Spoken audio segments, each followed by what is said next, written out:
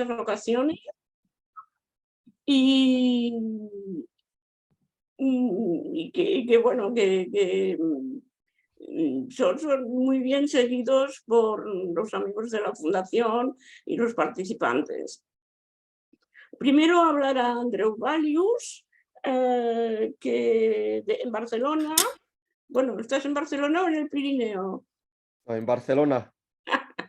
Bueno, que fundó su estudio de diseño en 1992, especializándose en tipografía. En 2003 estableció su fundición digital Type Republic, donde publica sus fuentes y su diseño tipográfico corporativo. Ha recibido multitud de premios que no mencionaré aquí, que podéis encontrar en el post de Instagram. Y Andreu viaja mucho y comparte experiencias a través de workshops en todo el mundo. El segundo en hablar será José Scaglione, desde Buenos Aires, ¿no? José, ¿no? Desde Rosario. Ah, Rosario. Uy, tengo muchos amigos en Rosario. Entonces, es diseñador gráfico, multimedial y de tipografía. Profesor universitario y autor especializado en tipografía. Y es cofundador de la fundación independiente Type Together. Los temas de que hablarán hoy, bueno, ya lo iréis viendo. Primero se plantearán cuestiones generales. Ellos van a pasar unas imágenes definiendo la tipografía en el contexto de la escritura, diferenciando entre tipografía, caligrafía y lettering. También establecerán las diferencias entre tipografía y diseño de tipografía, así como diferenciarán las figuras del tipógrafo y el diseñador de tipos. También hablarán de un tema muy original y muy interesante, que son las lenguas en el mundo y de la cantidad de lenguas que no poseen escritura y de la necesidad de poder expresarse a través de medios digitales y de la importancia de la tipografía para la supervivencia de una lengua y de su cultura. Bien, ya no tengo más que decir. Doy la palabra a Andreu Valius, que será el primero en hablar, y después hablará José. Y la idea es que ellos hagan estas presentaciones y un diálogo entre ellos, y cuando hayan terminado podemos hacer preguntas entre todos, hacerles preguntas. Y ahora desaparezco y os dejo a vosotros dos compartiendo pantalla. A ver si puedo desaparecer. Muchas gracias, Isabel, y muchas gracias, Ana, por habernos invitado tanto a José como a mí para establecer esos diálogos sobre tipografía. Y nada, muy contento también de compartir ese diálogo con José, con quien no únicamente comparto la pasión por el diseño de tipos, sino que también hemos compartido algunas otras charlas en otros lugares del mundo. Y nada, me complace mucho pues poder compartir este momento con él. También dar las gracias a todos los que ya os habéis conectado. Y espero que a partir de los temas de los que vamos a hablar, que vamos a presentar conjuntamente con José, pues den pie pues, a preguntas que podamos, pues, o dudas que podamos resolver después de esta pequeña introducción que vamos a hacer. Bueno, cuando pensamos en tipografías en la frontera o tipografía en la frontera, digamos que abordamos dos aspectos diferentes del diseño. Por una parte, digamos, se trata de la composición del texto, lo que es propiamente la materia tipográfica, y por otra, si hablamos de tipografías en plural, tipografías en la frontera, digamos que tratamos de los aspectos formales de los signos empleados para la escritura tipográfica, ¿no? Los tipos de letra con los que componemos el texto. Voy a compartir pantalla para continuar.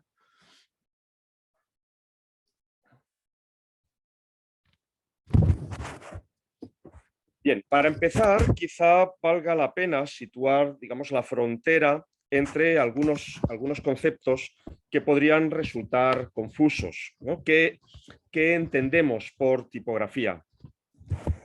Y para ello quisiera definir tipografía dentro del ámbito de la escritura. Conviene distinguir lo que serían los conceptos de escritura y dibujo, así como los conceptos de caligrafía, escritura manuscrita y tipografía o escritura tipográfica. Digamos que aclarar los conceptos con el fin de, pues, evitar confusiones, estableciendo, pues, como una frontera entre cada uno de estos términos. Bien, las letras, como sabéis, se escriben o se dibujan. Son las dos maneras con las que podemos ver representadas las letras, las formas de los signos que representan la lengua que hablamos.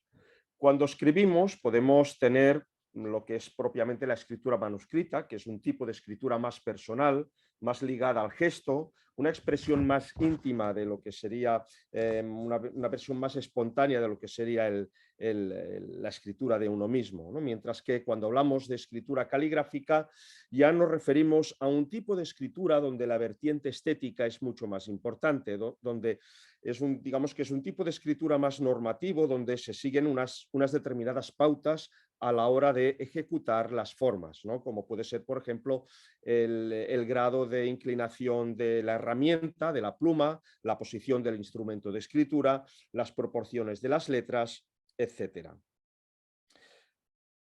cambio, cuando hablamos de escritura tipográfica, digamos que es un tipo de escritura en la que se utilizan letras previamente dibujadas, previamente pensadas, diseñadas, y utilizando la definición de Gerrit Norsberg, que dice de que la escritura es escribir con letras prefabricadas. En este caso escribimos no a través de la gestualidad del trazo o de una determinada herramienta, sino que escribimos a través de un teclado. Antes los textos se componían a mano utilizando un componedor, y pues ahora escribimos utilizando un teclado en un dispositivo digital, si pensamos en los móviles, los teléfonos móviles, o directamente en un teclado de ordenador. Pero las letras también, como hemos comentado antes, se presentan, se representan, pueden tomar forma a través del dibujo. De hecho, digamos que el dibujo es el paso previo para la digitalización de una fuente tipográfica. Cuando hablamos de dibujo de letras, a veces hablamos también de rotulación o lo que el término inglés, utilizamos el término inglés del lettering, pero en el fondo estamos hablando de dibujo. Y cuando pensamos en tipografía, previamente, en el diseño de tipos, en el proceso de diseñar una tipografía para ser luego utilizada mediante los dispositivos digitales, pues previamente se pasa por el dibujo. Previamente hay que dibujar la letra, en este caso a través de trazados vectoriales, para luego generar esas formas, generar las fuentes propiamente dichas para ser utilizadas mediante el uso de un teclado.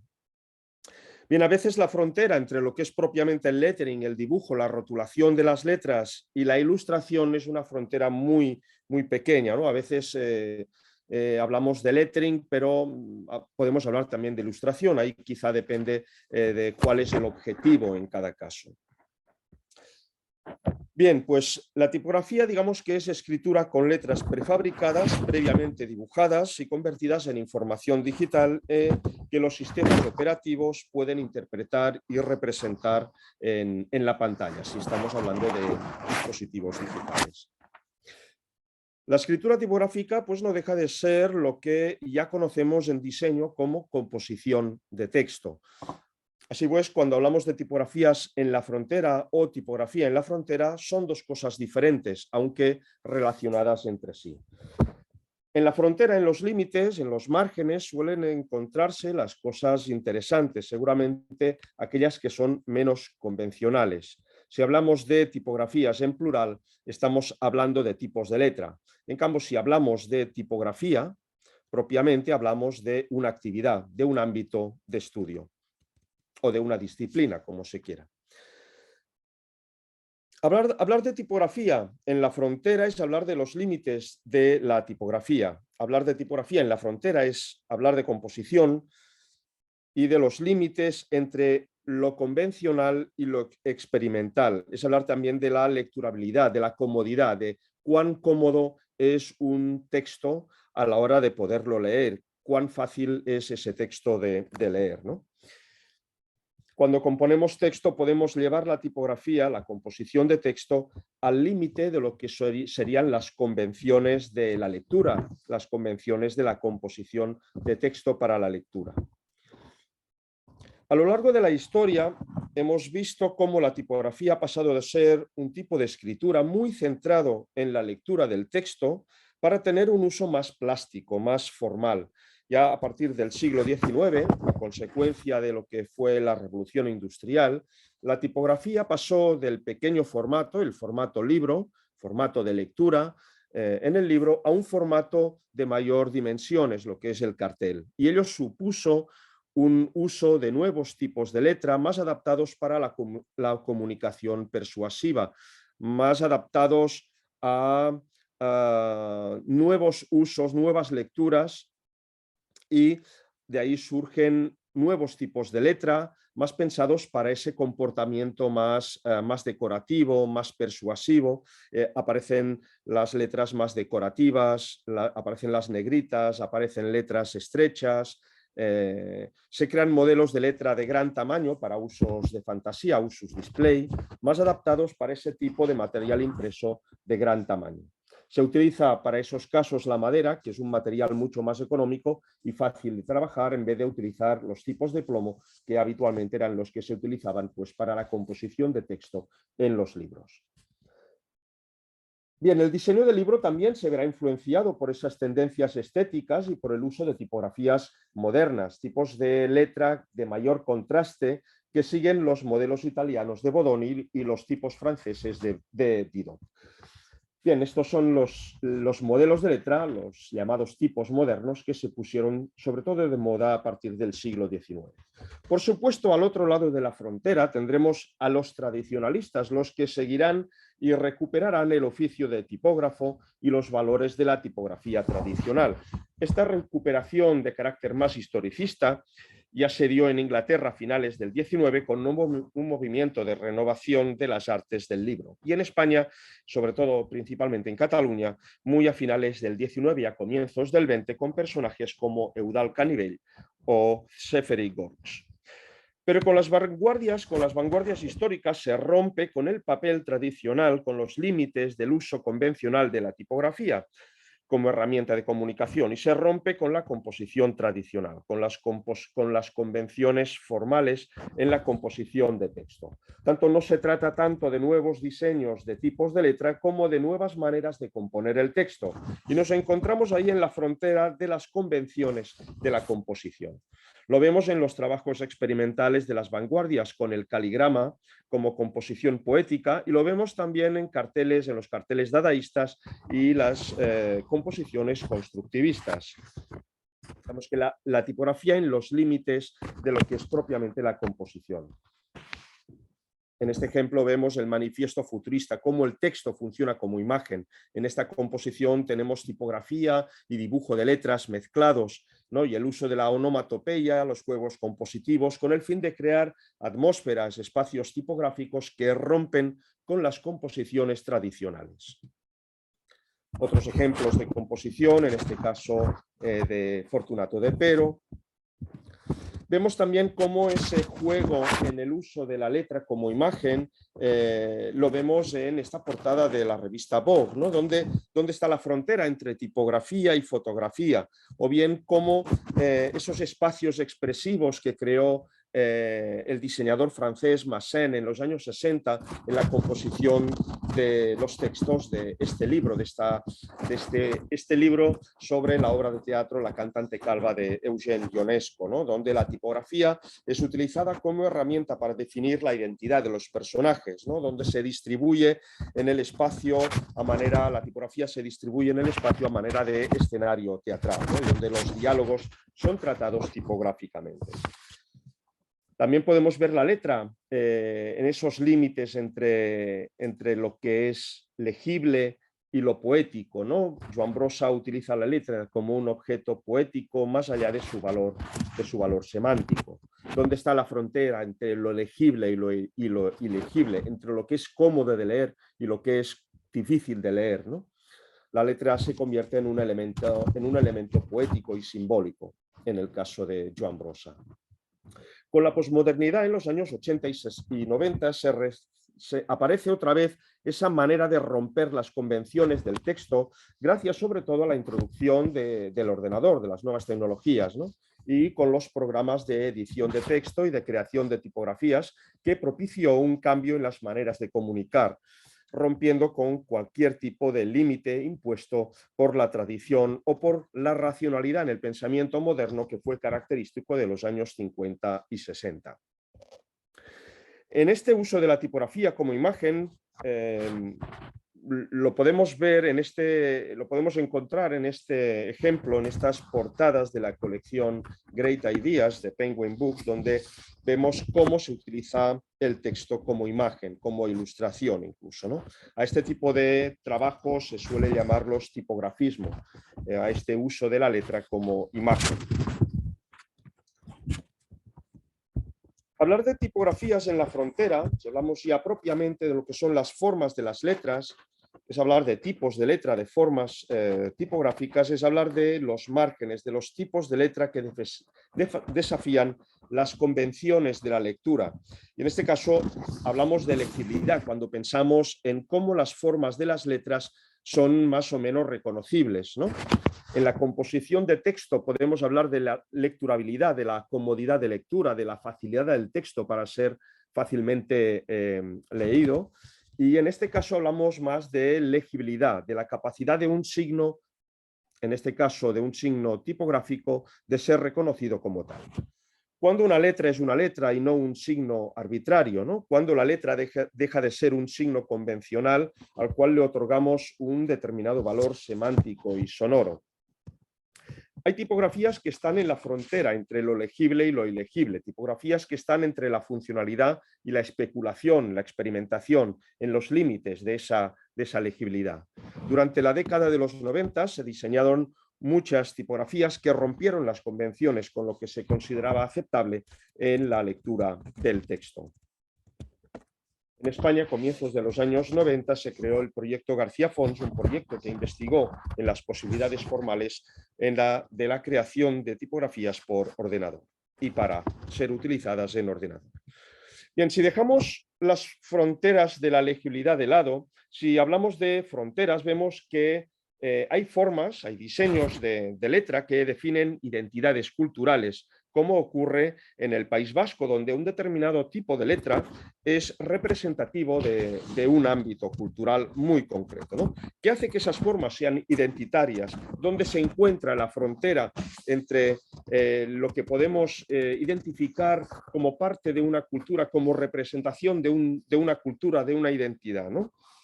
Sabemos que estas formas no son únicas en el País Vasco, sino que encontramos esas formas en otros lugares de la geografía peninsular, ¿no? Pero digamos que la convención, el uso reiterativo y la tradición han convertido esas letras como parte de una determinada identidad. Lo mismo ocurre en Salamanca con las letras que configuran los vítores que se pueden encontrar pintados directamente sobre las paredes de la universidad. Hace tiempo, en los años 90, se encargó el diseño de una tipografía para la señalización del campus universitario de la Universidad de Salamanca y justamente para establecer esa empatía con el usuario se decidió trabajar directamente sobre esos modelos de letra que formaban parte del paisaje urbano, justamente para remarcar ese carácter identitario en este diseño de letra. Hablar de letras que están en los límites es también hablar de otras culturas y cómo otras culturas se expresan. Hablar de tipografías en la frontera es hablar también de sistemas de escritura que representan otras lenguas y definen culturas. El rol de la tipografía en un mundo conectado sirve de motor para la comunicación intercultural.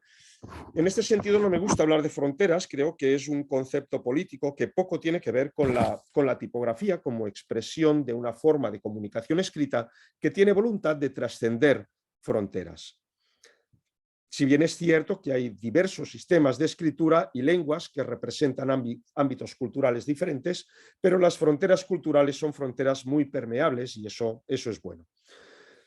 Si hablamos de la tipografía como expresión escrita, vemos cómo los estilos y las formas se adaptan a diferentes formas de hablar y de escribir.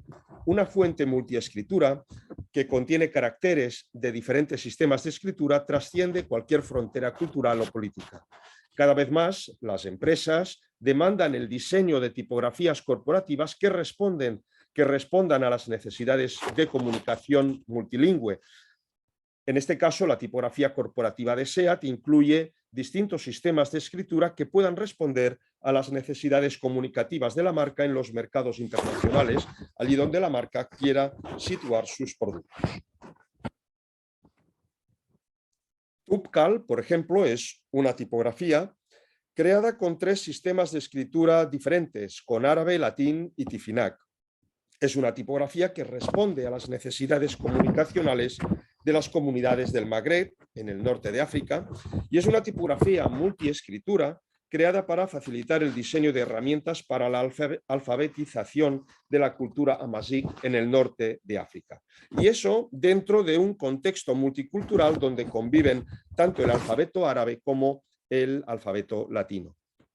Digamos que en este caso TUPCAL es una muestra de la transversalidad cultural de la escritura, una herramienta que tiende puentes de diálogo entre culturas y es en el fondo el espíritu de la tipografía como forma de escritura y como forma de expresión escrita. Por último, ya podemos hablar de tipografías que son simples medios para otros fines, como por ejemplo el de dar visibilidad a otras tradiciones y a otras culturas a través de las formas de las letras. En este punto me gustaría mencionar el proyecto Typecraft Initiative. Es un proyecto colaborativo donde a través del diseño de tipografías se reivindican las culturas y la artesanía local de algunas comunidades en la India, a la vez que se utiliza el dibujo de letras como una manera de compartir metodologías del diseño en los procesos artesanales. En este proyecto, la tipografía es solamente un medio y no un fin en sí misma.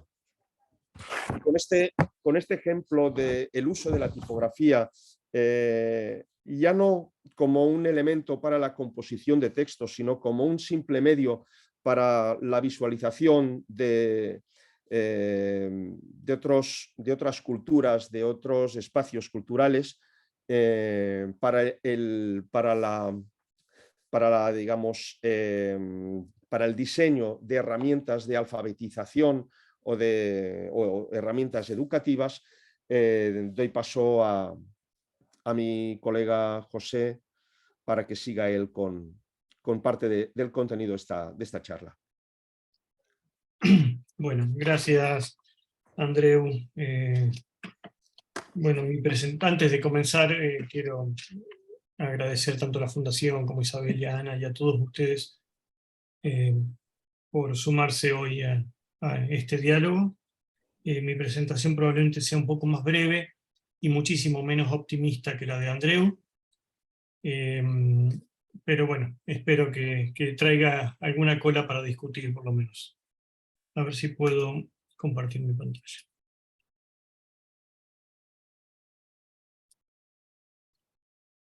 No sé si eso funcionó. Sí, perfecto, se ve perfecto. Perfecto, bueno.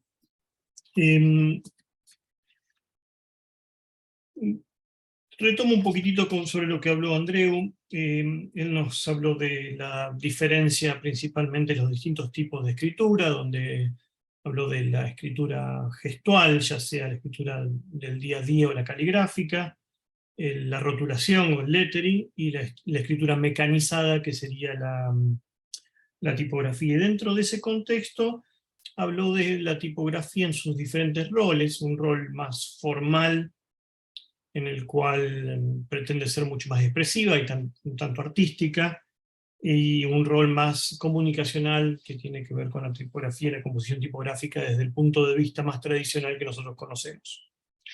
Y por otro lado, habló de las formalidades de las letras mismas como entidades de representación identitaria o cultural.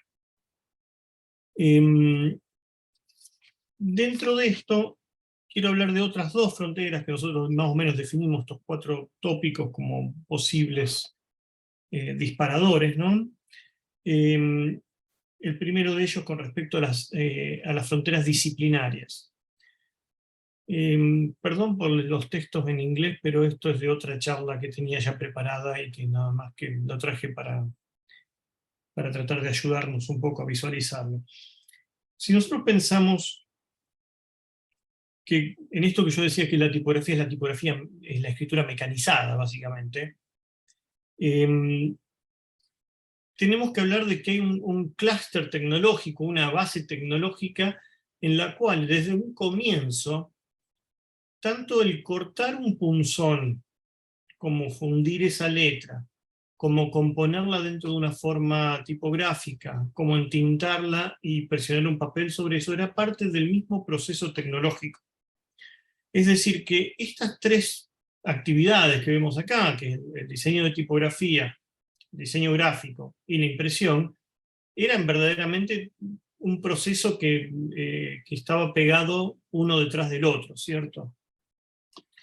Y si vemos las piezas, los primeros libros impresos del Renacimiento en adelante, digamos, todavía están dentro de los mejores libros que hay, desde mi punto de vista. El color, la textura, el cuidado, son fantásticos. Es el trabajo de Jenson, esto lo deben conocer probablemente, es un libro muy pequeño, impreso en la imprenta Aldina, con un tipo que se llama, bueno, que cortó Grifo y que después se revivió con el nombre de Bembo. Sumamente cuidado.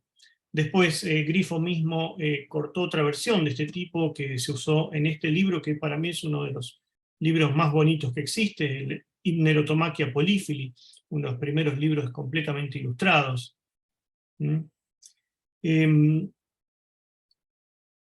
este primer momento de la impresión, todo estaba vinculado. El cortar la letra, el componerla y el imprimirla, todo era parte de lo mismo. Y básicamente todo continúa siendo así, a grandes rasgos, con pequeños avances y retrocesos, hasta la época de la Revolución Industrial, donde hay una intención de producir más y más rápido, ya los niveles de alfabetización son completamente diferentes, y la componente económica entra a jugar de otra forma acá, ¿no? Acá se tomaron esos tipos que existían de la época del Renacimiento y posteriores, las Garamond y las Didons y demás, y se transformaron para las nuevas tecnologías, se adaptaron para las nuevas tecnologías. Y lo mismo pasaría un poco después con lo que es la fotocomposición, donde finalmente la tipografía pierde de alguna forma su volumen y se transforma en esas placas de acetato, y de nuevo se adaptan esos tipos móviles o esas letras de linotipia para adaptarlos a la nueva tecnología. En todo este proceso, que termina por supuesto con la era digital, hay una disociación de esas 3 tareas, del cortado de tipos, de la composición tipográfica y de la reproducción de la tipografía.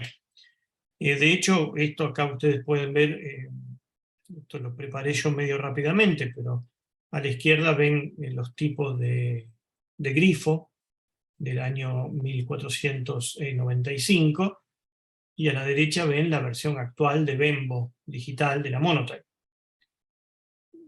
Me parece que todos vamos a estar de acuerdo que hay poca relación y que desde ya que no se respeta la intención del diseño que tuvo Grifo. Miren la riqueza de la textura que hay en el ejemplo de la izquierda, ¿cierto? En la práctica lo que sucede es esto. Es decir, tenemos un proceso en el cual hay una hiperespecificación, hiperespecificidad, digamos, de las tareas, donde ya ni siquiera el diseño de tipografía se hace en una sola oficina. Muchas veces el kerning se manda a hacer afuera, o el open type coding se manda a hacer afuera. Y dentro del diseño gráfico mismo, si ustedes se fijan, ahora tenemos el diseño de información, los diseños web, los diseños de aplicaciones, y la impresión también es un mundo en sí mismo. Es decir, cada uno de estos sectores tiene sus propias metas económicas y sus propias formas de trabajar.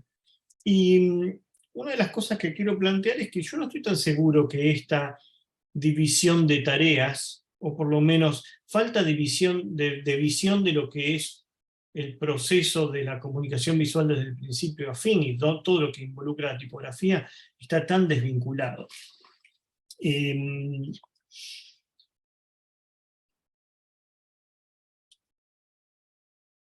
Es decir, también tengamos en cuenta que es eso que acá aparece como impresión ya no es más solo impresión. Hoy tenemos todo lo que es el diseño que está desarrollado para pantalla, donde de nuevo la apariencia de las tipografías y la forma en que se utilizan tiene mucha importancia. Ahora bien, con esto quiero llegar a las fronteras de la viabilidad económica. Y quiero que retengan por un momento, si puede ser, esta cuestión tecnológica que está por detrás de la tipografía. Es decir, la tipografía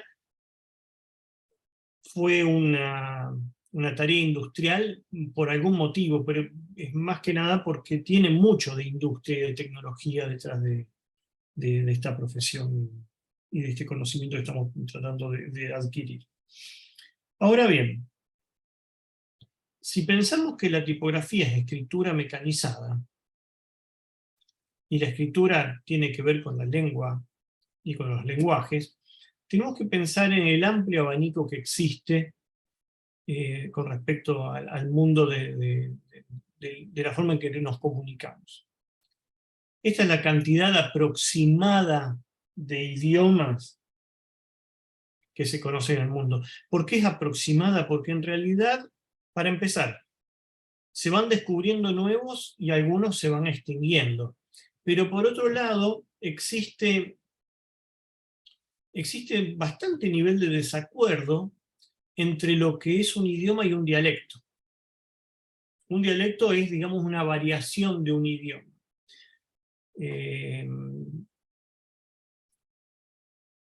Hay lingüistas que plantean que el portugués y el español en realidad son dialectos del mismo idioma.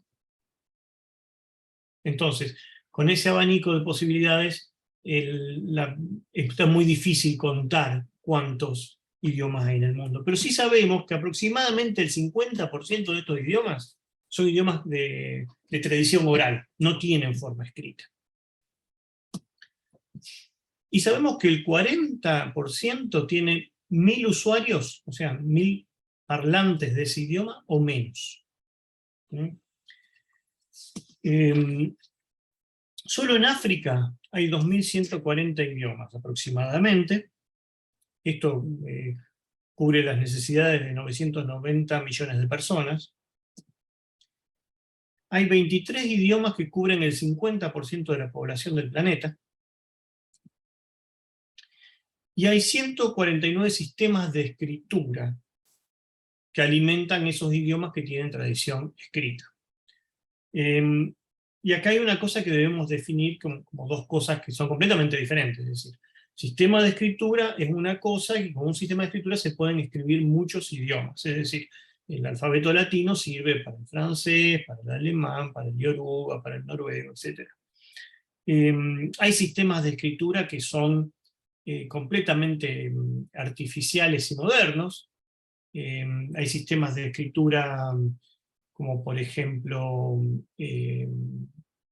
digamos, el código Morse, por ejemplo, tiene su propio sistema de escritura que funciona con puntos y rayas, hay sistemas de escritura que son parte de trabajos de ficción, como puede ser el sistema de escritura que creó Tolkien para el universo del Señor de los Anillos y del Hobbit. Aproximadamente el 60% del planeta que lee utiliza alguna versión del alfabeto latino, que tiene múltiples extensiones a las cuales después voy a llegar. Y más del 90% de la población del mundo utiliza uno de estos 6 sistemas de escritura. Desarrollar cosas para sistemas de escritura nuevos, como lo planteó Andreu antes, es una tarea bastante compleja.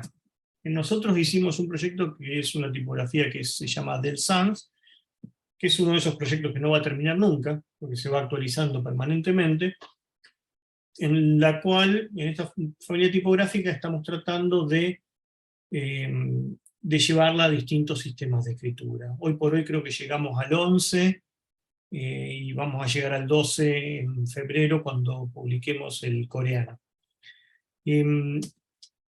Esto en términos de desarrollo para una empresa, y más para una empresa pequeña como la que tenemos nosotros en Type Together, es un trabajo considerable porque son necesarios consultores, lingüistas, expertos, gente que pueda explicar cómo funciona el sistema de escritura localmente. Y acá tenemos que ver que en realidad la forma de las letras tiene una connotación, una carga cultural que se hace y se construye a través de los años, a veces de los siglos, con respecto a lo que es nuestra historia visual, nuestro contexto visual, ¿cierto? Y cómo lo vamos desarrollando, cómo nos comunicamos regionalmente.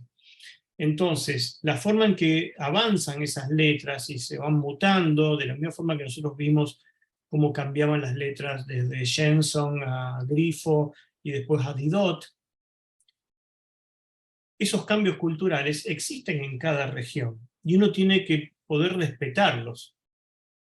Ese respeto me parece que es importantísimo para que se puedan mantener esas tradiciones y esas culturas intactas.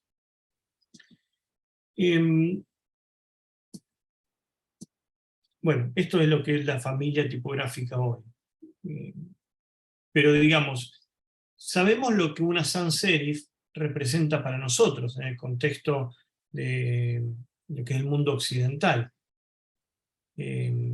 Sabemos de qué forma definir a Del Sans latino dentro de ese contexto. Pero ¿cómo buscamos un homónimo de eso que funcione para China, que funcione para la India, que funcione para el mundo árabe?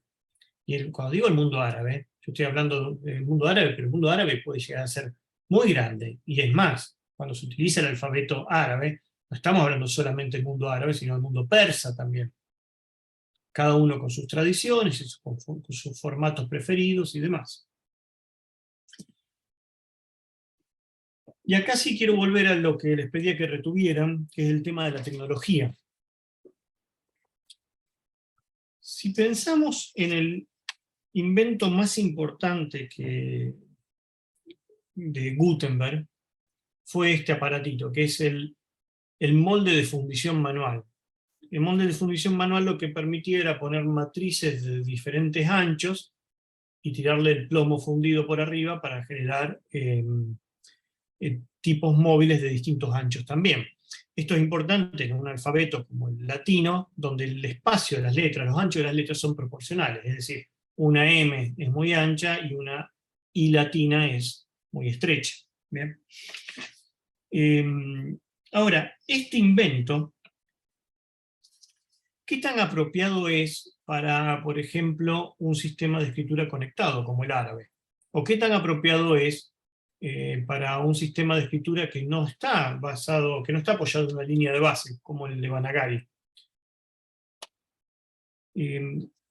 Si nos vemos en un contexto cultural como el chino, donde tienen miles de caracteres, y todos los caracteres tienen el mismo ancho, la idea del tipo móvil como tecnología no tiene mucho sentido. Y de hecho, la imprenta en China, al menos al principio, se desarrolló con otras tecnologías diferentes. Que era, por ejemplo, con estos grabados en bambú verticales. Que tiene más que ver con el sistema de escritura de ellos.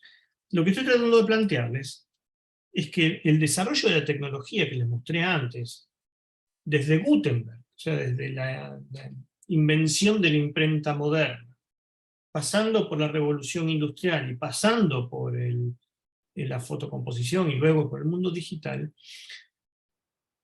son artefactos creados con una mente occidental.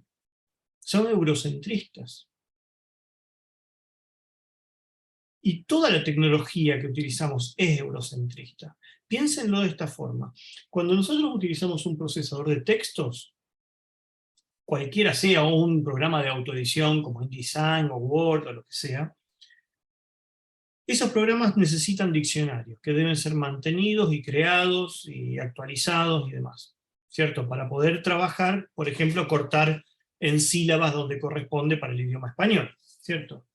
Bueno, pensemos en la cantidad de esas aplicaciones que tienen soporte para el noruego, un idioma hablado por 5.5 millones de personas. Y ahora comparémoslo con la cantidad de aplicaciones que soportan, por ejemplo, Yoruba, un idioma de África que es hablado por 45 millones de personas.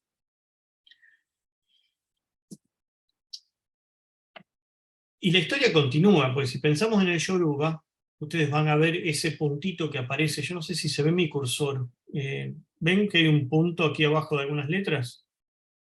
Sí, sí. Esa marca diacrítica está ahí, ¿por qué? Porque el Yoruba es un idioma tonal, y ese punto indica el tono en que se menciona esa sílaba. ¿Bien? Pero ¿qué pasa? Por ejemplo, en algunos lugares de Nigeria prefieren el uso del punto, mientras que en otros lugares prefieren el uso de la línea abajo. Esas dos marcas diacríticas tienen una codificación de Unicode completamente diferente. Y no hay forma, con la tecnología actual que tenemos tipográfica, de plantear variantes regionales. Es decir, yo no podría decir, para ponerlo en contexto que sea más, a lo mejor más natural para nosotros, no podría decir el acento agudo o la tilde, en España las preferimos de esta forma, pero en Argentina de esta otra. Porque OpenType, que es el formato tipográfico, permite las preferencias por idiomas, pero no por región. Es decir, que no tenemos forma tecnológica de actualizar esto para respetar las preferencias culturales de cada región. Lo mismo pasa con otros problemas de codificación. Por ejemplo, esto es una lengua que se llama Ewe, hablada por aproximadamente 18 millones de personas. Ellos utilizan la F con lo que se llama un hook, con un gancho, que es esta F que parece que tiene esta colita detrás. Si se fijan, esta colita aparece en varios caracteres, por ejemplo acá en la D, por ejemplo acá en la N. ¿Qué pasa? En su infinita sabiduría, Unicode puso a esta F con el gancho en el mismo punto de codificación que el símbolo de florín. Es decir, que yo no puedo hacer una tipografía que tenga el símbolo de florín y la F con el gancho. Tengo que elegir cuál de los dos tengo que soportar. Y si nos vamos al hecho de que, bueno, estamos salvados porque el español es la segunda lengua más hablada del mundo. Bueno, no tanto. Porque en realidad cuando uno se fija en los manuales de ortotipografía española, las comillas que son las recomendadas para nuestro idioma son las comillas bajas. Y sin embargo, en todos los teclados del mundo de español aparecen las comillas altas. Y para llegar a las comillas bajas tenemos que hacer una combinación extraña de teclas.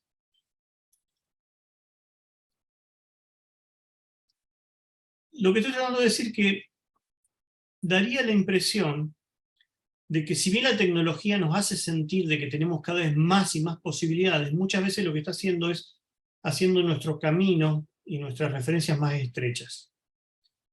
Y entonces naturalizamos situaciones como, por ejemplo, empezar a ponerle serifs al árabe para traducir los logotipos al árabe, cosas que son un gran no en lo que es el diseño de árabe. Perdón si me extendí un poquitito. Esta es la pregunta que yo dejo como para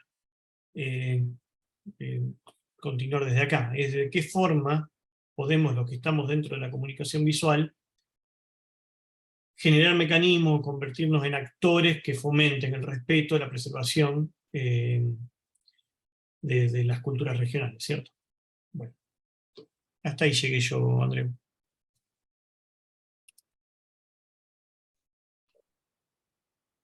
Muy bien, no, la pregunta es muy pertinente, ya que, como tú bien dices, hay una tendencia a la estandarización y ese es un problema.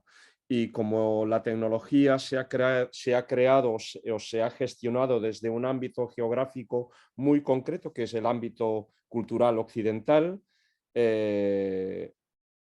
por mucho que intentemos respetar e intentemos acercarnos a todas esas culturas y a diseñar tipos de letra para todas esas culturas, siempre lo estaremos haciendo desde nuestra mentalidad, desde nuestra perspectiva como occidentales, como europeos en este caso, ¿no? O como norteamericanos, latinoamericanos o dentro del ámbito de nuestra cultura occidental.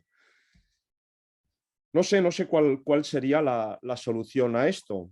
Seguramente la solución pasaría por que la tecnología fuera mucho más democrática y que esos mismos conocimientos y esa misma tecnología no únicamente estuviera concentrada en unos pocos países o en un ámbito cultural determinado, sino que fuera más compartida en otros ámbitos, ¿no? En otras regiones, en otros lugares del mundo. Y donde hubiese una real interacción de conocimiento entre los distintos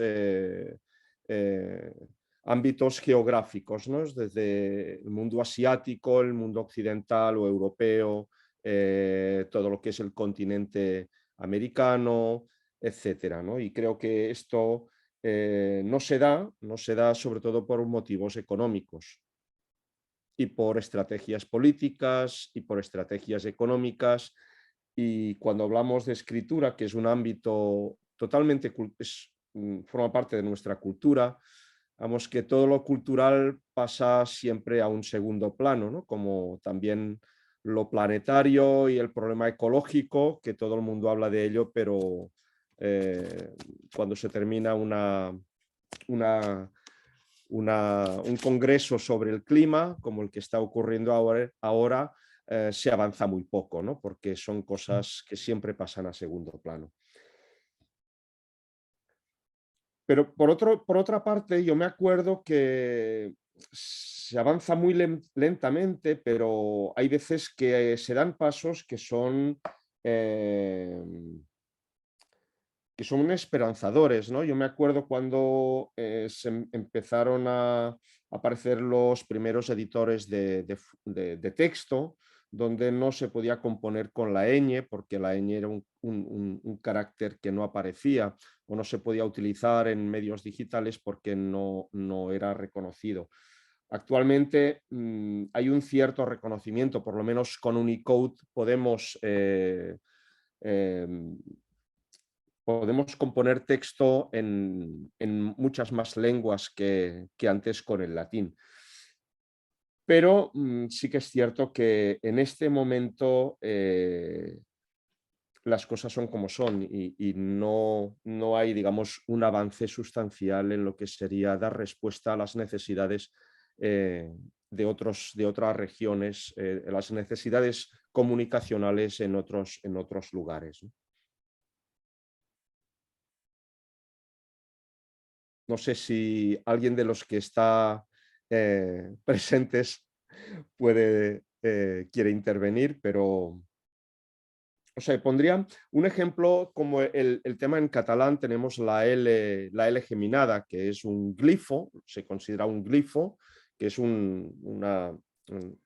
el conjunto L, punto volado, punto medio y L, ¿no? Que es un problema que no se ha solucionado a nivel tecnológico y se hacen más o menos apaños cuando se programa una fuente intentando que a través del localismo de Glyphs, del programa que nos permite diseñar tipografía, pueda entender de que esta combinación de caracteres y signos configure un glifo que después podemos activar cuando en un programa como InDesign seleccionamos el catalán como lengua de composición de texto. Y ahí la L con el punto medio y otra L queda sustituido por el glifo L geminada, ¿no?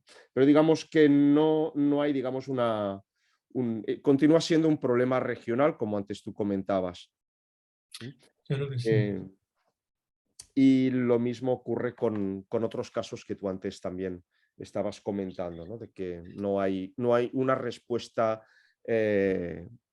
definitiva en estas problemáticas que son de carácter más fronterizo, marginal, regional, llámalo como quieras, ¿no? Sí, sí, o se dan casos como por ejemplo las preferencias de las letras cirílicas en Bulgaria, en Ucrania y en Serbia, que básicamente muy pocas tipografías que dan variantes para esas preferencias. Mi pregunta es, digamos, ¿cuánto falta para que nos olvidemos de las comillas bajas? ¿Me explico? Sí, sí. ¿Y cuánto falta para que algunas lenguas desaparezcan porque no pueden componer texto con ellas, con lo cual no pueden generar material docente, material didáctico para que puedan leer, los niños cuando aprenden a leer puedan leer en un determinado tipo de letra o pueden consultar páginas con su escritura local?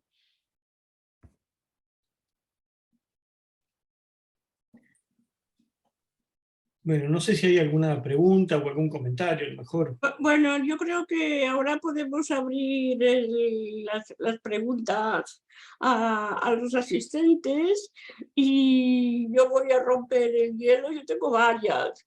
Una de ellas, bueno, es cómo hacen los chinos y aquellas lenguas que no funcionan con letras de alfabeto, sino que funcionan con ideogramas, para resolver la complejidad de todo lo que es la vida moderna. Es decir, por ejemplo, nosotros tenemos un número pequeño de letras en el teclado del móvil, pero ¿cómo hacen en China para tener miles de ideogramas en el teclado de un móvil? Alguna manera deben de tener de resolverlo con una mentalidad que no sé si es occidental, pero alguna manera lo tienen que resolver porque ellos tienen cultura, ciencia, periódicos, todo en ideogramas, ¿no? Entonces, a mí se me presenta como algo muy fuera de nuestra mentalidad occidental. No sé, vosotros que vais a congresos internacionales, alguna noción debéis tener, ¿no? Porque yo me acuerdo cuando estuve en Japón que estaba totalmente perdida, ¿no? Es decir, no solo Sí, porque es que eres absolutamente incapaz de ver que la letra, el nombre de la calle que tienes en la tarjeta es el nombre de la calle que está en el rótulo. Es que es algo que realmente para mí es una construcción intelectual totalmente diferente. Entonces yo supongo que ellos lo resuelven con su tecnología, ¿no? sí, ellos lo resuelven principalmente con nuestra tecnología, pero digamos, hay dos cuestiones acá a tener en cuenta. Para empezar, hay el sistema de escritura chino está basado en ideogramas. no por casualidad, sino que, digamos, China es un país muy grande, muy avanzado, hace muchísimos años, miles de años, y se hablaban diferentes dialectos o inclusive hasta idiomas en diferentes lugares. El sistema ideográfico chino es lo que permite la unificación del imperio chino. Es decir, porque Andreu podía decir perro de una forma y yo de otra, pero se escribía igual. Entonces, Esos conceptos no es casualidad. Ahora, la forma en que lo han solucionado es la forma en que se ha solucionado todo los grandes sistemas de escrituras con lo que se llama el teclado fonético. Es decir, se empieza a escribir normalmente con el alfabeto latino. En China se utiliza un sistema que se llama Pinyin, que lo que hace es generar la fonética de cómo se pronuncia, y ahí aparecen distintas opciones de caracteres para que el usuario seleccione uno. Digamos, básicamente es una adaptación de un sistema occidental que se utiliza. Perdón, el teclado fonético fue uno de los grandes inventos dentro de lo que es la composición tipográfica, que pocas veces se le da el crédito que tiene, ¿no?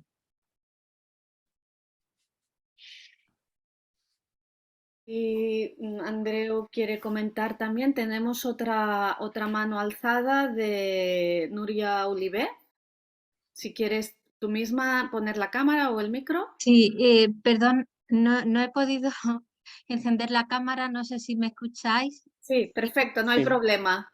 De acuerdo, pues quería comentar bueno, un poco en relación con lo que hablaba Isabel. Recientemente estuvimos leyendo, bueno, en un club de lectura al que pertenezco, una novela japonesa del siglo IX que se llama La novela de Genji. Y es una novela muy interesante porque bueno, pues explica muchas cuestiones de la sociedad de aquella época en Japón, el siglo IX, muy antigua, y era una sociedad que valoraba mucho la estética en todos los campos. Y se apreciaba mucho la caligrafía, es decir, valoraba mucho a la persona según las notas que se escribían unos a otros. A mí eso me ha llamado mucho la atención en el sentido que, bueno, escribir y dibujar, pues podemos decir que en ese contexto es prácticamente lo mismo, ¿no? Y quería preguntarle si con la proliferación que hay de imágenes y tipografías virtuales, si no se puede estar dando una nostalgia de la escritura manual por el carácter que tiene el trazo realizado a mano, ¿no? Muchas gracias. Gracias a ti, Nuria, por la pregunta. No lo sé, no estoy seguro. Yo creo que justamente la tendencia de la tipografía, desde el punto de vista occidental, lo que es propiamente el desarrollo del alfabeto latino, se ha ido separando cada vez más del rasgo caligráfico, de lo que es propiamente el gesto y todo el valor emocional, espiritual incluso, que puede tener el gesto en sí. O sea, desde Gutenberg hasta nuestros días, la forma de la letra tipográfica ha ido simplificándose, ha ido pues perdiendo, digamos, esos rasgos propiamente caligráficos. Dejando de lado lo que serían tipografías caligráficas, que eso sería otro tema, ¿no? Tipografías que lo que hacen es imitar el gesto, la informalidad del trazo, pero si pensamos en el palo seco como la tipografía representativa del siglo XX, son formas que tienden justamente a lo contrario. Hay una pérdida, digamos, de lo que es ese vínculo con la caligrafía. Gracias. Muchas gracias.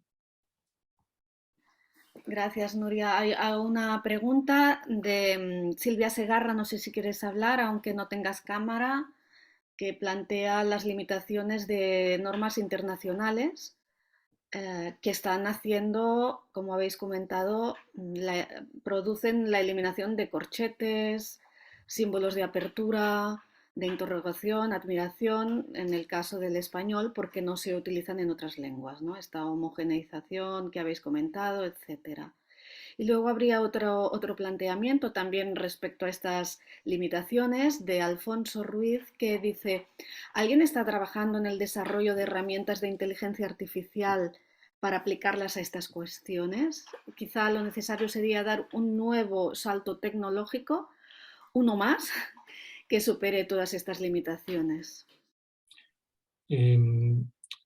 Digamos, voy a tomar las dos preguntas en una porque están relacionadas, me parece. Yo creo que en la era digital estamos con una oportunidad de generar un cambio en esto. Las herramientas proveen suficientes recursos como para gran parte de estas cosas solucionarlas. Acá tenemos dos problemas. Uno que tiene que venir del lado de la educación, y yo creo que ahí las academias de educación de diseño y de comunicación visual tienen un rol importante para hacer. Y alguna parte tiene que venir por una cuestión de responsabilidad social de las empresas de tener comunicación, principalmente las que hacen comunicación, es decir, las revistas, los periódicos, los portales de internet. Ahí es donde me gustaría empezar a ver los cambios, porque en realidad se puede hacer fácilmente. Uno agarra en InDesign y le dice, quiero este símbolo para el encomillado en lugar de este, y InDesign lo hace por uno. De hecho, los franceses y los alemanes no tienen ningún problema en utilizar las comillas que ellos tienen que usar. Ningún inconveniente. Y ojo que en algunos casos utilizan espacio adicional antes de los dos puntos, o después de las comillas, etcétera, etcétera. Simplemente se entrenan de esa forma y lo hacen. Es decir, hay una parte que es la educación y otra parte que es la tecnología. Después sí se podrían utilizar recursos tecnológicos bastante sencillos para automatizar tareas, es decir, verificar que ciertas cosas funcionen, ¿cierto? Normalmente algunas de ellas ya funcionan en algunos diccionarios. Por ejemplo, si uno pone en español un signo de cierre de pregunta, pero no tiene uno de apertura, el corrector lo debería localizar a eso. No sé si eso responde más o menos. Sí, yo lo que creo es que sí se da una problemática tecnológica en el uso cuando se escribe utilizando dos dispositivos móviles, que para buscar determinados signos, como el signo de apertura, de interrogación para el castellano, cuesta mucho de encontrarlo y por rapidez se pierde, digamos, la costumbre de escribir correctamente las palabras, colocar los acentos, utilizar los signos de puntuación, porque cuando se escribe en un WhatsApp, pues se elimina mucha información de signos, ¿no? Y como dice José, es más la voluntad de nosotros como usuarios de persistir en intentar escribir de forma correcta y de utilizar los signos y símbolos necesarios en cada caso. Pero hay una tendencia a la estandarización provocada por el propio uso de la tecnología y la rapidez con que suceden las cosas, ¿no? Con la rapidez con la que nosotros queremos también que sucedan las cosas. Juan, tienes la palabra. Hola, ¿cómo están? Muchas gracias, Andreu y José, por sus exposiciones, están muy interesantes. Yo igual iba a hacer un comentario muy relacionado con lo que decía José hace un momento, que tiene que ver con la educación, creo yo. La educación sobre todo en lo que respecta a la tipografía, en las escuelas de diseño. A lo que voy es con O sea, si nosotros sabemos que toda la tecnología se genera en un ambiente occidental sajón, por decirlo de alguna forma, y ellos utilizan ahí sus comillas voladitas, que son horrorosas y que no son las de nuestro idioma. Igual los diseñadores que están saliendo, por lo menos en Latinoamérica, en Chile, donde yo vivo, muchos no saben que la que se utiliza en español es la Angular, que es la de nuestro idioma. Entonces ahí no solo tienes el problema del acceso y de cómo la tecnología está diseñada y por quién está diseñada, sino también que la educación no está cubriendo esas falencias que aparecen a través del uso de la tecnología. Y bueno, yo soy sobre todo tipógrafo, hago libros más que nada, y mi lucha es constante con el tema de las comillas. Hablo de editores, periodistas, escritores, escritoras. Cualquier persona que utiliza la escritura en español lo hace en el estándar que tiene Word, por ejemplo. Entonces, es como una cosa que es transversal y no solo tiene que ver como con la tecnología, sino como también la cultura de la escritura. Entonces, nada, como que simplemente quería sumar eso porque yo creo que igual, a pesar de las limitaciones, que evidentemente sabemos que hay como todos estos polos de poder que son los que terminan haciendo las cosas, uno también puede como sortearlos, ¿no? Como decía Stravinsky, aquello que me limita me da una fuerza. Entonces yo creo que por ahí uno tiene que ir empezando a buscar como cuáles son las salidas y las formas de lograr que, bueno, que las cosas vayan por otros lados un poquito menos estandarizados, creo yo. Bueno, básicamente era eso y de nuevo muchísimas gracias. Además a la Fundación de Historia del Diseño, que yo creo que son bien interesantes estos encuentros. Muchas gracias.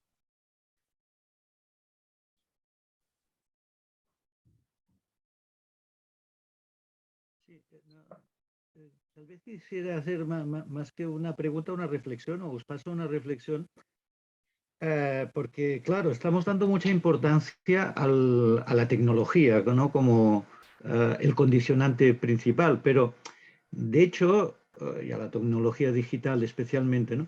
Pero de hecho, los procesos de homologación del lenguaje son anteriores a la digitalización y de hecho empiezan con la escritura misma y con la imprenta, ¿no? Que ya homologa muchas cosas y unifica muchas cosas de los hablantes que no había en aquel momento. Efectivamente, como decía José, pues podemos decir que una lengua es un dialecto con suerte, ¿no? Porque todas las lenguas, por ejemplo, europeas vienen del indoeuropeo, por lo tanto son dialectos de una lengua anterior, incluso el latín y todos sus derivados, ¿no? Lo digo porque efectivamente las tecnologías han sido instrumentos del poder que unifican el habla de los hablantes, ¿no? Que es lo más libre, digamos, que tenemos. Las mismas gramáticas, diccionarios, etcétera. O sea, yo entiendo mucho el espacio del lenguaje, como decía Raymond Williams, como un espacio de lucha de diversos intereses, ¿no? Y aquí es donde iba, ¿no? Que digamos que todas estas cosas de las que habláis son aspectos polémicos que han de entrar en esta lucha y que los tipógrafos aquí podéis tener un gran papel, tal vez de concienciación de los usuarios, precisamente que no registran las diferencias. Al final, todos estos aspectos relacionados con la tipografía y con la lengua se preservan o no en función de la voluntad de los usuarios, de los hablantes. Es decir, los irlandeses perdieron el gaélico y los catalanes no les dio la gana de perderlo por distintas circunstancias culturales, ¿no? Entonces, con las comillas que estabais hablando, con cualquier otra cosa, es la lucha de los usuarios la que da un poder de presión sobre las corporaciones para que hagan el cambio. Y creo que el papel de los especialistas en tipografía es dar esta conciencia precisamente a los usuarios, pero los usuarios no tienen, porque los usuarios en general les da igual hacer las comillas de una manera o de la otra. Y los catalanoparlantes, si se pierden la L geminada, pues les da completamente igual también, ¿no? Por la economía del lenguaje precisamente de los nuevos medios. Bueno, no, la pregunta por lo tanto es ¿cuál sería, habéis hablado de educación, pero cuál sería este papel vuestro, de los tipógrafos, en relación a los usuarios? Es decir, que igual no es combatir tanto en temas de programas como informar a los usuarios para que ellos ejerzan la presión de una necesidad que las corporaciones tienen que dar respuesta.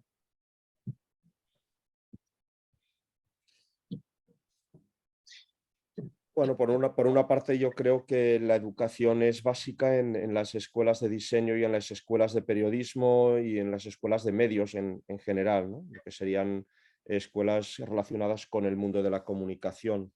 En el correcto uso de los signos que se utilizan para la escritura, en ese caso escritura tipográfica.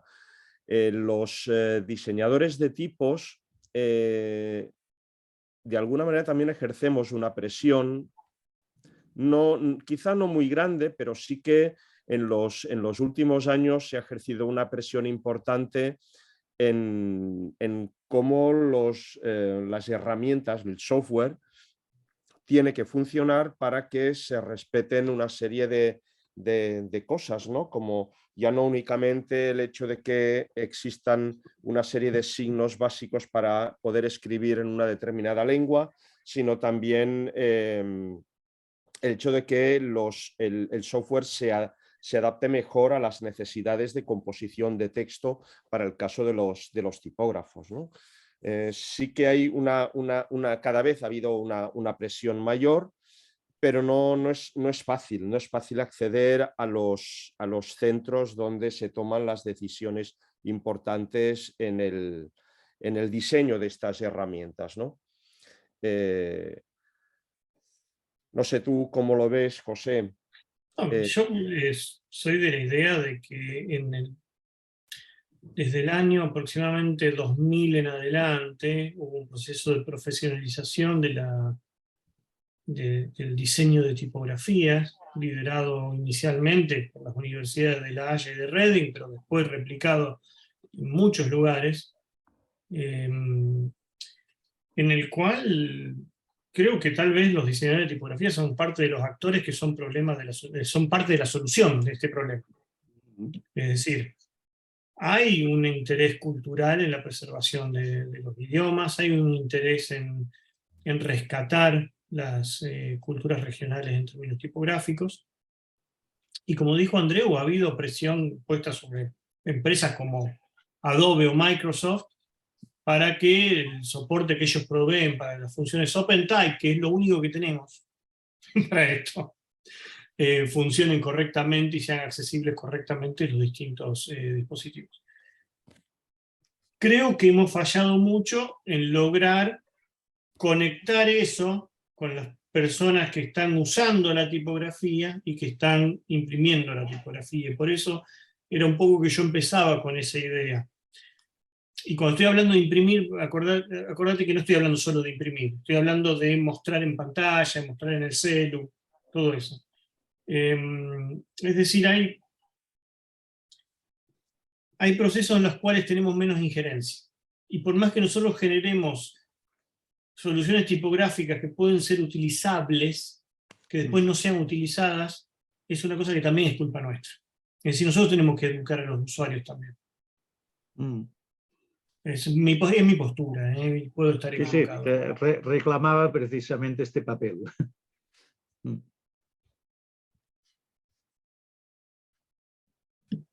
No sé si eso responde más o menos.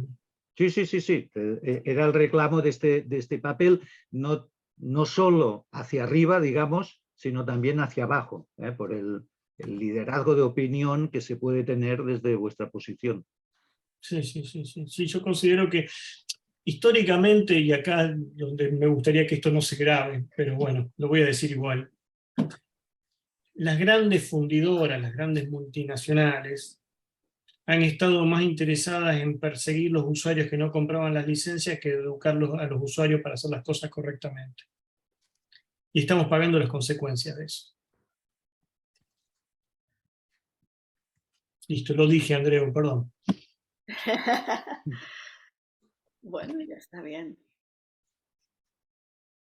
Sí, Estoy, yo, no, perdón, digo no. que estoy totalmente de acuerdo con lo que dices, José, o sea que es así. Siempre las grandes empresas, en este caso Monotype o incluso actualmente Apple o Microsoft o Monotype, están mucho más interesadas en hacer dinero en la parte económica más que en la parte de ejercer también y aportar calidad en el uso de sus tipografías, ¿no? Me acuerdo, por ejemplo, que Fontshop en su momento hacía unos PDFs, generaba unos PDFs donde daba consejos de cómo utilizar bien las tipografías y hacía una labor, digamos, pedagógica en cuanto al uso no únicamente de sus tipografías, sino de las tipografías en general, ¿no? Aparte de que luego estuvieran preocupados en buscar estudios de diseño que pirateaban sus tipografías, pero había una cierta labor docente, una cierta labor pedagógica. Pero son casos muy, muy puntuales donde los que no, digamos que son la excepción que confirma la regla.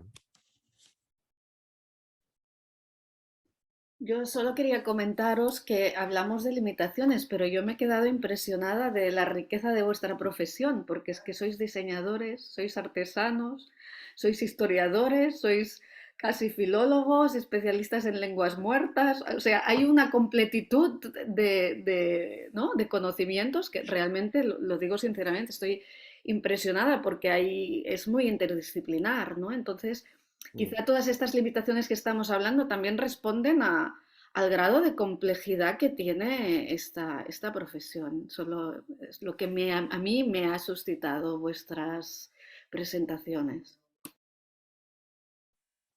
Bueno, muchas gracias. La verdad que tiene aristas interesantes.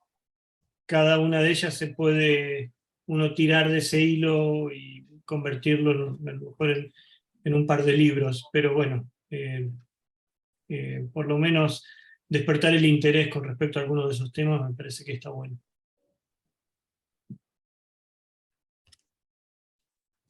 Sí, no, diseñar tipografía no únicamente es dibujar letras, sino que si realmente te apasiona ese tipo de trabajo, te lleva a meterte en un multitud en un gran laberinto donde hay un montón de cosas que aprender y de disfrutar a partir de ese aprendizaje.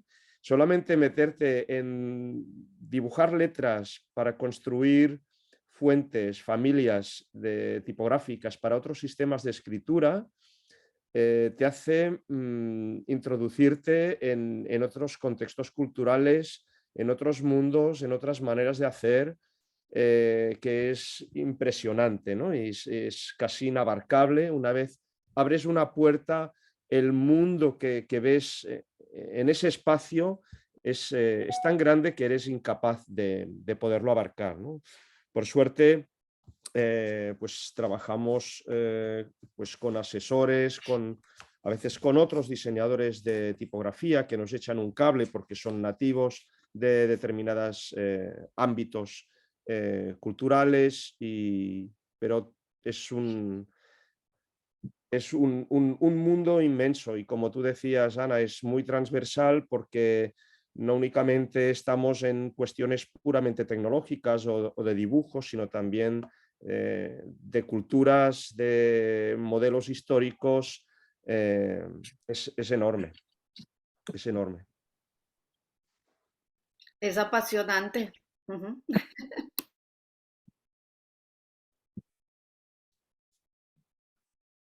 Bueno, yo hace rato que estoy intentando subir una pregunta al chat, pero es una pregunta así bastante conclusiva ahora estamos en un proceso muy acelerado de paso de la lectura en papel a la lectura en pantalla, ¿no? Casi parece como que, bueno, que como que la lectura en papel va a ser una cosa anticuada, que yo reivindico totalmente. Pero la lectura en pantalla es una lectura mucho más superficial y mucho más intermitente. Entonces, ¿cómo veis y que para mí implica como una cierta degradación del cuidado, del mimo por la letra? ¿Cómo veis esta transición que estamos haciendo y que espero que no sea definitiva? Es decir, me alegra mucho ver que los libros en papel continúan vendiéndose, ¿no? A pesar de lo que auguraban que iban a desaparecer. Pero aún así, yo creo que estamos en un proceso demasiado acelerado. ¿Cómo veis este salto en relación al diseño de la tipografía? Andreu, ¿vas vos o voy yo? No sé, yo creo que de entrada no tiene por qué descuidarse la composición del texto en la pantalla. Es un soporte, es diferente, tiene sus características y hay que aprovechar lo que el soporte pantalla nos ofrece con respecto al papel. Yo no creo que el papel desaparezca, al menos no de momento. Creo que esa es la gran pregunta, ¿no? Ya en los años 90 se hablaba de the end of print, ¿no? David Carson hablaba del fin de la impresión en soporte papel, pero yo creo que va a tener otro rol, ¿no? Otro papel a jugar en el mundo de lo que es la lectura. Yo creo que vivimos un proceso de cambio. La tipografía también se adapta a esos cambios. Estamos muy acostumbrados a ver tipografías de palo seco aplicadas en pantalla, porque a cuerpos pequeños en estos momentos, pues a nivel de funcionalidad, a nivel de comodidad de lectura, los tipos de palo seco a cuerpos pequeños se leen mejor en pantalla que no los tipos romanos, ¿no?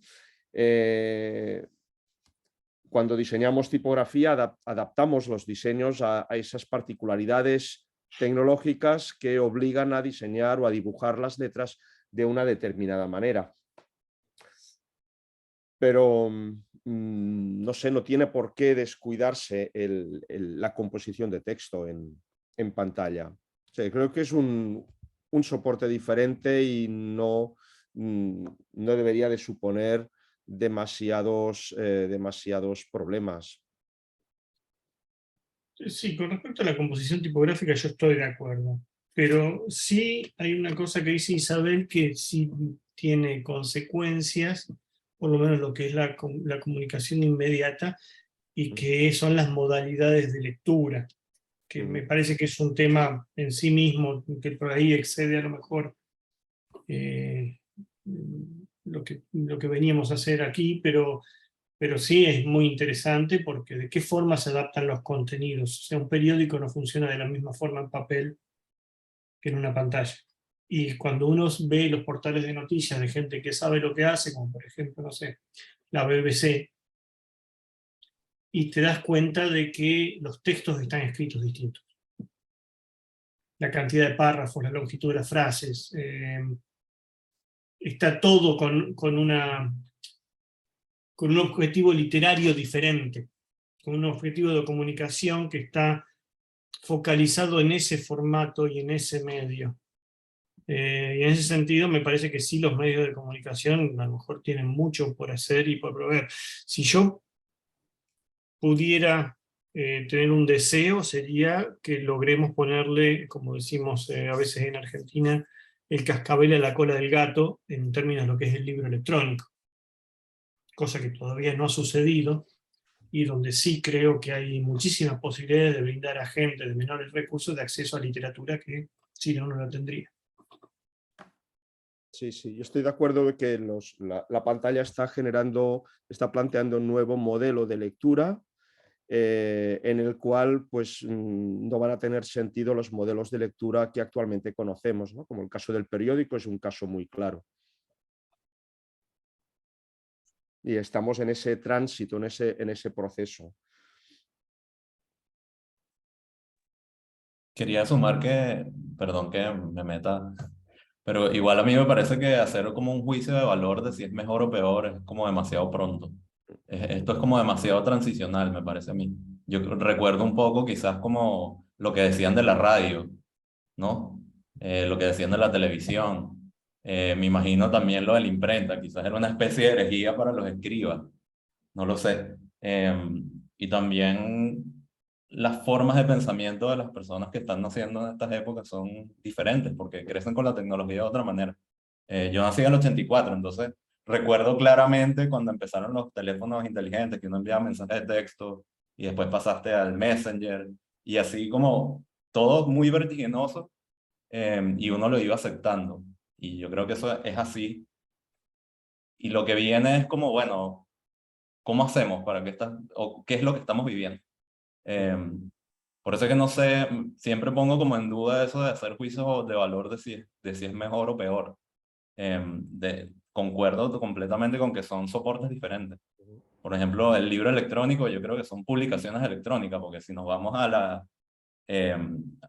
definición específica de lo que es un libro, es un volumen. Entonces, por lo tanto, la publicación no lo sería, el EPUB no sería un libro, pues, por decirlo de esa forma. Pero quizás el libro no es solo el objeto, sino es otra cosa. Es la escritura también, no sé. Roger Chartier tienen por ahí una entrevista, déjame ver si la consigo y se la paso a Ana para que se las comparta, porque yo creo que él da como muy en el clavo con estas conversaciones que están sucediendo tan vertiginosamente. Eso quería sumar. Sí, yo creo que no tanto ni José como yo estamos emitiendo juicios de valor en cuanto a eso, ¿no? Aparte de que sería establecer futuribles que no disponemos de la bola de cristal para poder avanzar acontecimientos, ¿no? Y creo que sencillamente plantean otra forma de leer, otro modelo de lectura y seguramente otro tipo de productos seguramente, ¿no? Si pensamos, el libro viene del códice y antes habían los rollos de papiro y se leía de otra forma, ¿no? Por tanto, es un soporte que sí, todavía es muy temprano para poder establecer una dicotomía. Yo creo que ni será ni bueno ni malo, sencillamente será y es, ¿no? Además, perdón que diga de nuevo otra cosa, pero eso que dice del códice, ahora como nosotros leemos en vertical. Cuando uno lee un dispositivo, está leyendo en vertical y pareciera que se vuelve a esa forma antigua. Entonces es interesante también como estamos todos. Es demasiado complejo el mundo contemporáneo, creo yo. Y bueno, hay que conversarlo así en este tipo de instancias para tratar de aprenderlo. Sí. Gracias.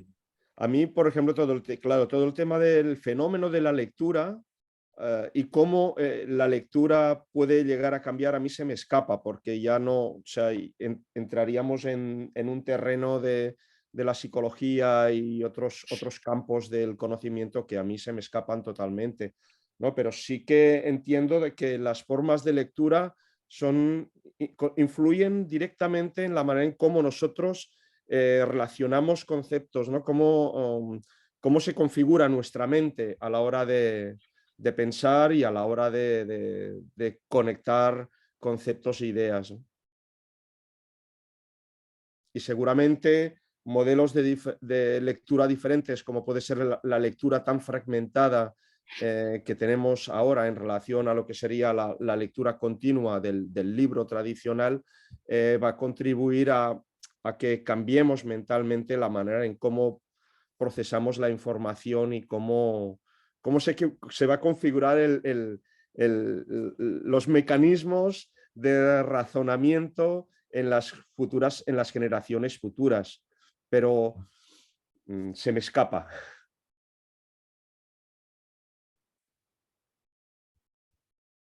En tipografía Lo que sí que te podemos asegurar es que tanto José como yo, como muchísimos profesionales que conocemos que se dedican al diseño de tipos, le ponemos mucho cariño, mucho interés y mucho respeto a todas y cada una de los signos que contribuyen a representar todas las lenguas, ¿no? Todos los sonidos que representan a todas las lenguas, tanto no únicamente del alfabeto latino, sino cuando nos metemos en otros sistemas de escritura. O sea que por nuestra parte intentamos contribuir en la mejor manera posible a que al menos esa evolución, que estamos en un mundo en constante cambio y la tipografía forma parte también de este cambio porque es un artefacto cultural y en cuanto a la cultura y las sociedades cambian, también la tipografía se va pues reconfigurando cada vez, ¿no? Pero sí que intentamos que al menos en esa evolución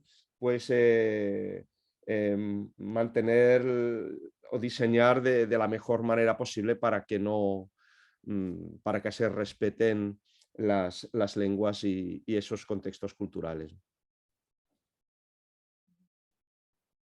Bueno, son las 8:30 en España, es la hora de ir a cenar. Podríamos estar aquí muchísimo tiempo. No sé si tenéis más preguntas pendientes o estamos ya quizá un poco cansados.